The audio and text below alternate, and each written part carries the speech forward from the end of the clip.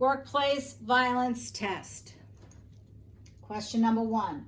Which of the following would be a red flag of possible workplace violence? A. An employee calling a coworker about switching shifts. B. An employee hanging around the property after being terminated. C. A quiet conversation between employees about an incident. Or D. 2 employees meeting for a drink after a long day. Question number 2. Which of the following individuals is more likely to commit an act of workplace violence? A. A person who starts drinking because they were fired. B. A person who gets a promotion to a management position.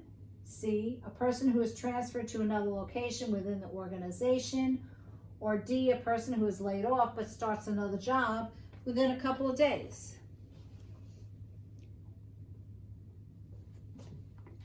Question number 3. One common way that people tend to compromise security is by A. Ensuring alarms are activated. B. Asking identification of those unfamiliar. C. Leaving doors propped open. Or D. Keeping appropriate doors locked.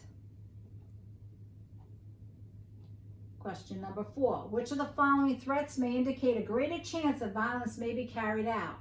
A. I'm going to make sure that you all pay for this. B. I'm going to make sure that you regret doing this. C.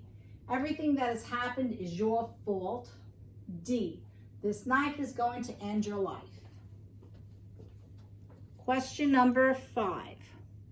What is the most important thing you can do to prevent workplace violence? A. Intervene when you see something unusual. B. Immediately report any concerns you have.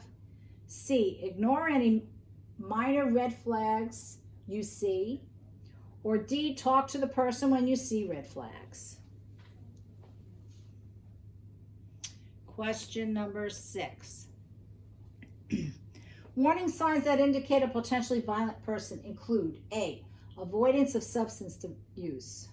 B. Multiple violations of company policy. C. Decreased absences from work. Or D. Attend social gatherings and parties. Question number 7. Which of the following interventions would not be appropriate when dealing with a hostile individual? A. Using active listening. B. Provide options. C. Use physical contact. Or D. Set clear boundaries.